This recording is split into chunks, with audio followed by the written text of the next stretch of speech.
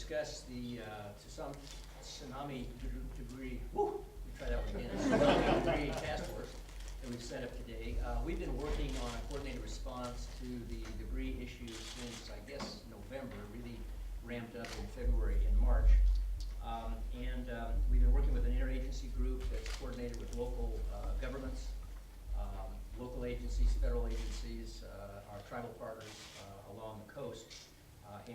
We've had a tremendous response from volunteer groups and NGOs as well. And what we're doing today really is formalizing that response plan and appointing General Caldwell, who will serve as the head of the Tsunami Debris Task Force.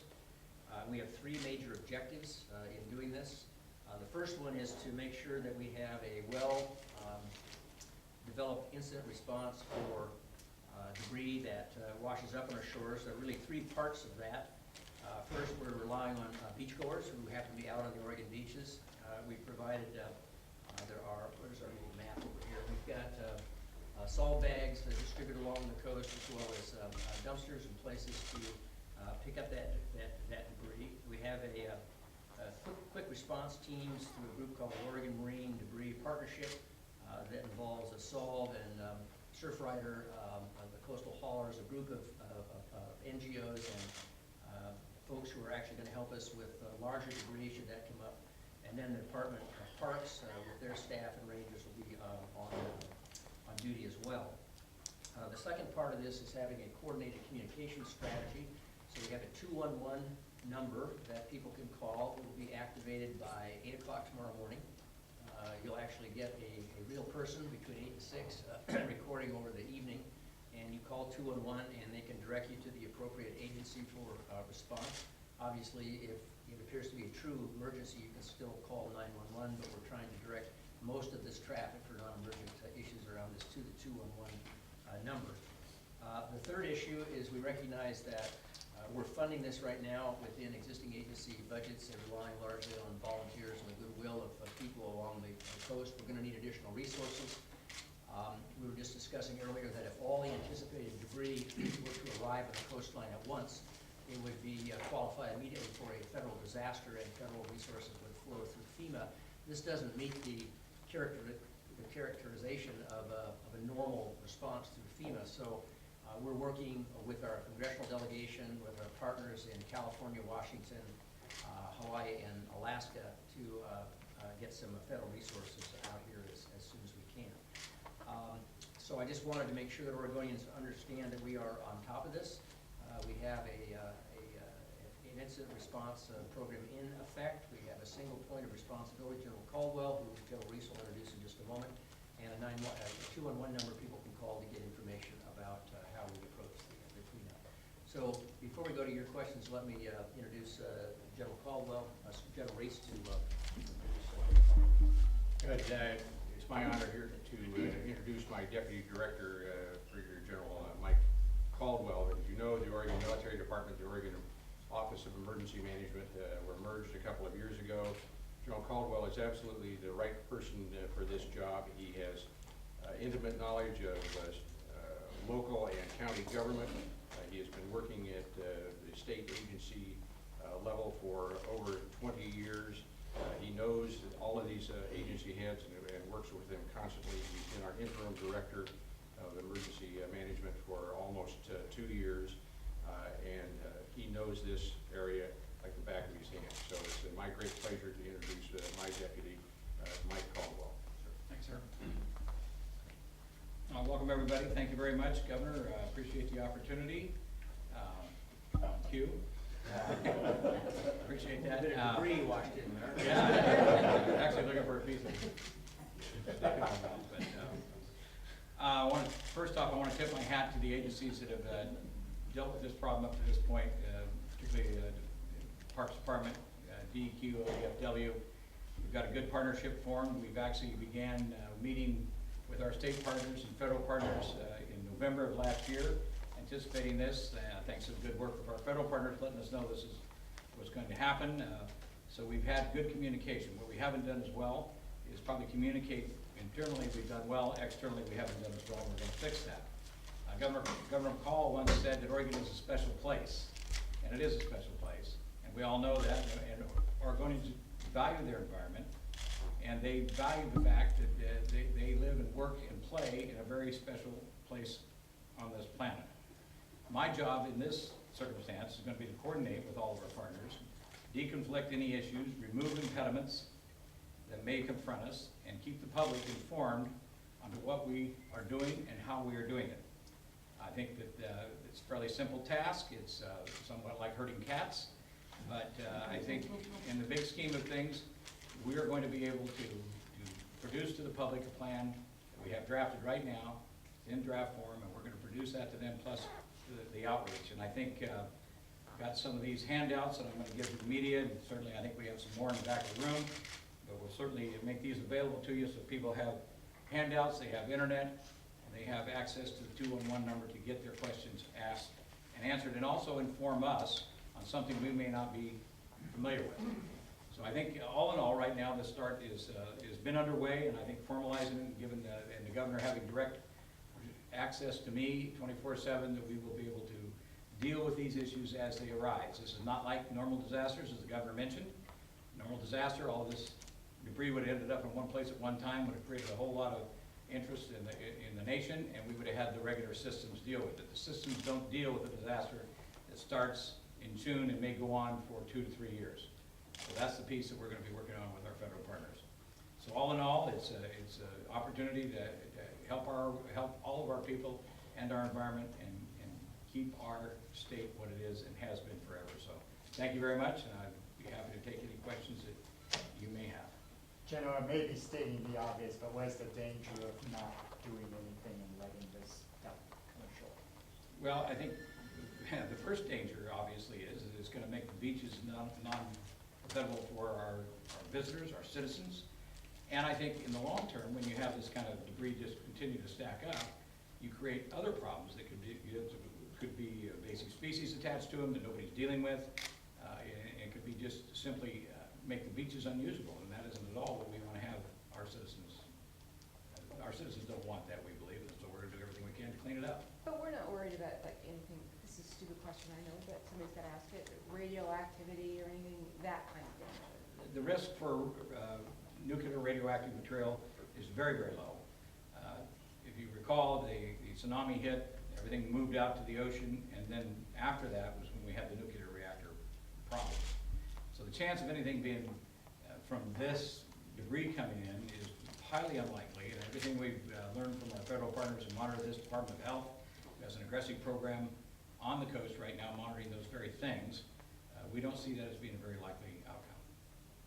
So the finds debris on the coast, is it, I mean, can they just take it home as a souvenir, or do you really want them to call it in even if it's just something small? If it's something small, we prefer, and again, Director Woods could probably speak to that better, his system right now is to collect this material, put it in a bag, and get it in a dumpster at one of his state parks. And that's gonna be the first level. If it becomes something large like we have right now, that creates a different set of circumstances, and there were a lot of different species attached to that dock. And in partnership with Oregon Department of Fish and Wildlife, DEQ, they were able to clean it up, make sure that it's not going to get into our ecosystem, and that's a horse of a different color. We don't want necessarily people taking things home for souvenirs. And in our FAQs and in this diagram and on everybody's website, you'll find responses in there of what to do with certain items that you find, particularly if they look or appear to be something that might be a family heirloom or something that would mean something to a family member.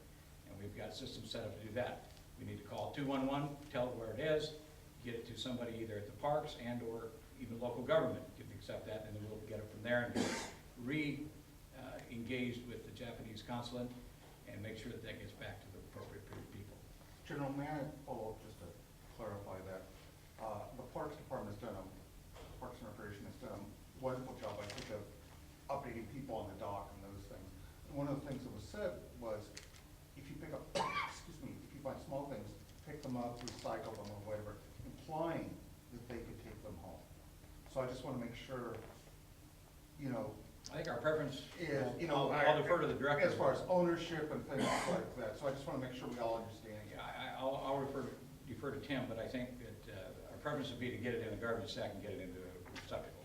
You want to answer that? That's right, General. I think, most of what we're finding, most of what we're finding right now in terms of small items that people are picking up, a lot of it is styrofoam, of all different kinds. And so that doesn't make much of a memento. But it is, and frankly, we'd like to see that stuff in the dumpsters, because that's gonna be one of the ways that we use to estimate what our costs are gonna be. Hopefully that we might get some of those reimbursed. So, it's best if they use the dumpsters that we'll provide or bags. But there's no legal issue with somebody picking up something. No, there's They're no. not gonna be there's no- arrested for being an Oregonian. Well, I think as Tim said, there are two issues involved here. One, there are potentially items of personal significance to people in Japan, and obviously we want to make sure we return those. I think the larger question is, I mean, if people want to take styrofoam or people a stick home, I guess that's okay. What we're trying to do though is use the dumpsters, as Tim said, to measure volume, to figure out sort of what this is going to actually cost the state, because when we get federal resources to come in and maybe a local match required, we want to be able to document volunteer hours and time and expense to get those federal resources back in the state. Governor, have you had conversations with the federal government, and what are the chances of getting resources from the federal government to help with this? We have had conversations with the delegation. I haven't had any direct conversations with the administration yet, but we're going to turn to that very shortly. As the general pointed out, there's a regular, well-defined FEMA process for disasters. We've had plenty of those here, floods and fires. This doesn't fit into those categories because of the length and consideration of this. So there are resources available. We believe there's a presidential emergency fund, so we're going to exhaust all of our efforts, and we're going to do this in conjunction with California, Hawaii, Alaska, and Washington. So there'll be a number of states pushing on this same level. I'm very confident that we will get federal resources. The question is how soon we get them. I'd like to clarify the word disaster, if I may, General. Governor, if you'd like to weigh in. When referring to this as a disaster, is that because of the terminology for how it's being approached, or are you suggesting this has the potential to overwhelm the beaches? I mean, in a sense, what's the worst case scenario? Oh, the tonnage, I can't recall the exact tonnage, but there's something on the order of magnitude of 25 million tons, or was it 50 million tons? 25 million originally left. 25 million tons was estimated came out. The estimate is 70% of that is not going to reach any place other than either stay in the oceans, floating around in what they call the garbage pit of the Pacific, and or it's already sunk. So that volume, if it all hit on 5 states, would constitute a disaster in any way you look at it. Typically, how you measure disaster is, what did it cost, and what was the damage, and then you do damage assessment, and then the federal government has a scheme where you get X amount of dollars per capita. If you reach that threshold, then you get relief and funds from the federal government, typically on a 75% federal, 25% state, to mitigate that.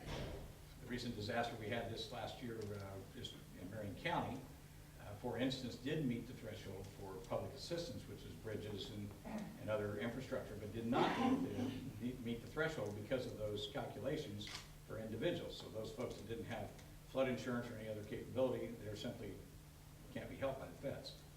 So that's the piece, and as the governor indicated, one of the things they allow in this process is volunteer labor, volunteer help. And we've worked with the non-governmental organizations, solved the other beach groups, and that's going to be key to us calculating our numbers to make sure that whatever threshold they come up with, if they use the typical FEMA threshold, or do they come up with something different, we're not certain yet. But we want to capture that information so we can get those numbers to the federal government, and that will meet that threshold that you're talking about. Is there a danger to property at all, or to people? I mean, I suppose there could be if you're playing on stuff. Well, I think anytime you're dealing with debris, no matter where you find it, there's a danger of getting hurt from it and or picking up some infection or something to that. I mean, the governor probably answered it better than I can, being a physician, but I don't think it's wise. I think that's why Director Woods has provided bags, gloves, et cetera, to try to keep that out of the mainstream and not cause that to happen. Probably very rare, probably very highly unlikely, but you don't know. It's been sitting in salt water for over a year, so that would probably indicate that it's fairly sterile, but you just don't know. And I think anytime you're dealing with debris, it's best to, if you can't pick it up and put it in a bag, leave it alone and tell somebody. And we'll get the proper equipment, proper trained people in there to get it off the beach. What will be the role of Time the, for one last question. what will be the role of the legislative members? There are, I believe, 7 of them, and the other partners in this task force. Well, I'm gonna let Senator Johnson speak, the role of the legislature. I think the other partners are clearly involved, both non-governmental operations, the tribes are involved. And I think all of us are partners in this thing, and we all have a stake in the outcome. We all have a stake in how this is gonna ultimately be resolved. And I think that brings everybody to the table. We have private industry in the room, we have the whole gamut, because it's our backyard, this is our neighborhood. All 287 miles of that coast is our backyard. So we wanna make sure that it's taken care of properly. Senator, would you wanna talk about the lake? Well, the only other comment that I would make is that, whoops. Betsy Johnson for the record. The only other comment that I would add is that I and my coastal colleagues are real-time reporters. We're hearing from our constituents about what they're actually seeing on the beaches and how they're reacting to it, how sufficient is the response. And so we're real-time reporters, but I also think that at some point in time, there will be a legislative role in helping to defray some of the costs. Parks has already indicated how deeply they're into their budget with these unforeseen costs. I've had a conversation with the Senate President about legislative participation. There have been no commitments, but certainly I think that there'll be a role in discussing funding as we determine the magnitude of the expense associated with the debris removal. I think there may be a couple of healthcare questions, so I want to excuse folks and shift to that, because we just have a couple more minutes. I have one question about the tsunami debris. Is there any estimates as to how long this debris may be arriving on our coast? There really aren't. I mean, we've missed the original estimates were this fall. And obviously, the beach arrived a little early. And so the modeling that we have to estimate the trans-Pacific drift is not very well developed. So I think it's really a wide open question. Could Do be we have any years. idea, like, what else is out there, what's gonna end up showing up on our beaches? If you're gonna fly over and see like other big I actually docks? haven't done a flyover of the Pacific. Does anybody?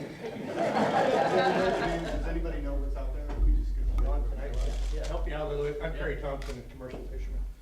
To answer your question on danger, as fishing industry and boats at sea have a problem with larger marine debris like the dock. It scares us when we see something like that floating around. They have a potential of loss of equipment and life from that. To answer your question related to what's coming, the first stuff is styrofoam, things that are wind-driven, and then the things that are current-driven the larger devices that are some farther in the water will come behind it, exactly when they'll get over. John's exactly right. You haven't seen it though, I mean, see it, I pick it up every day when I go fishing, So there's a you're lot of seeing it out like there. what, tires and stuff like that? Not tires, but styrofoam, there's floats. Right now, like I say, it's wind-driven stuff, things that's high above the water.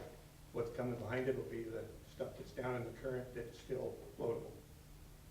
What it will be. It could be, I mean, it could be anything, I don't think. Right, it could be It anything. could be a house, could be a dock, I don't think anybody knows, an awful, as we said, millions of tons of material were washed into the ocean. Thank you all so much. I want to make sure this person. Thank you. Did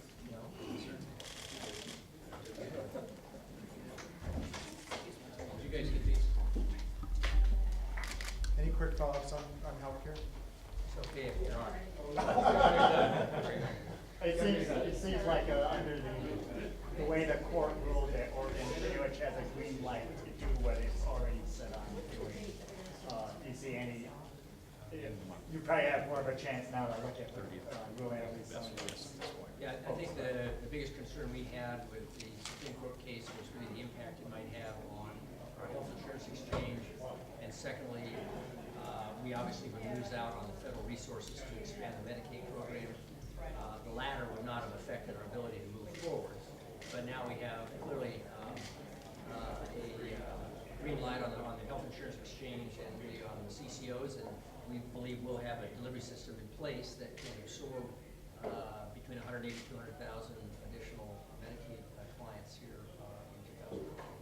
Governor, you and the health authority made the decision not to distribute as much money to the CCOs as some of them had expected. Was that because of concerns about the court decision, and will you now revisit that decision?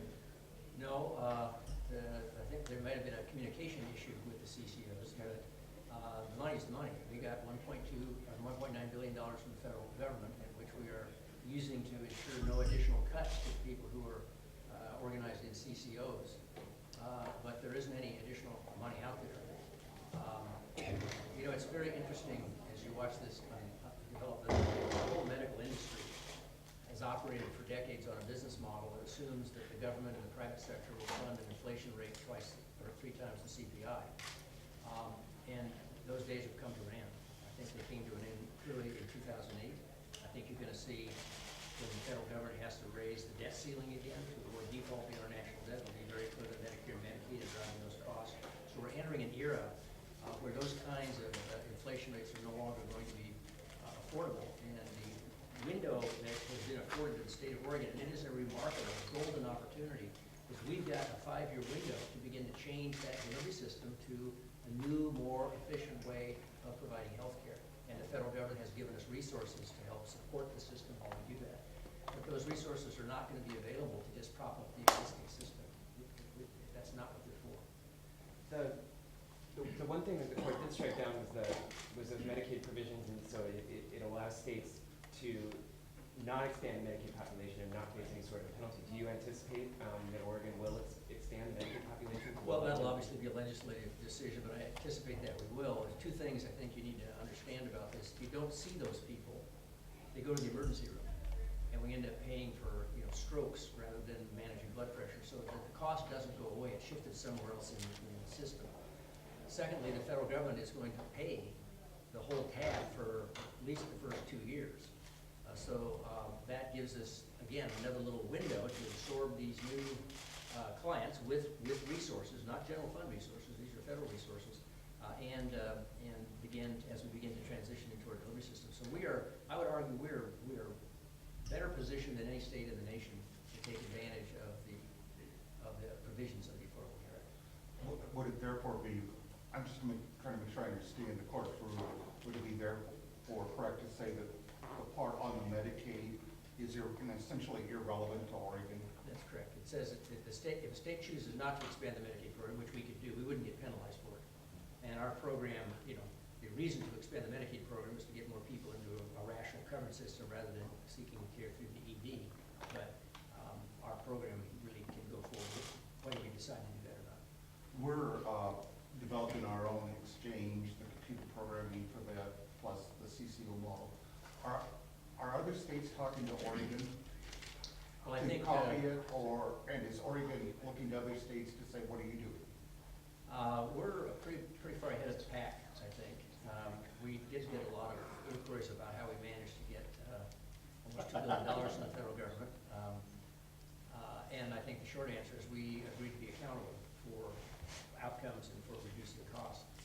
I think we'll see quite a few states looking at our model now that the Affordable Care Act is a reality, not a question mark. And clearly, as I said, it's in the interest of the healthcare industry to begin and to use all the time that they have to begin to redesign their business model to operate in a world of considerably fewer resources. Do you think that the decision about whether or not to, in fact, expand the Medicaid population depends at all on the November election legislature? I'm sorry, the question is? Do the November elections for the legislature have any bearing? Will that have much of an impact on the decision to expand or not expand the Medicaid population in Oregon? In Oregon? Yeah.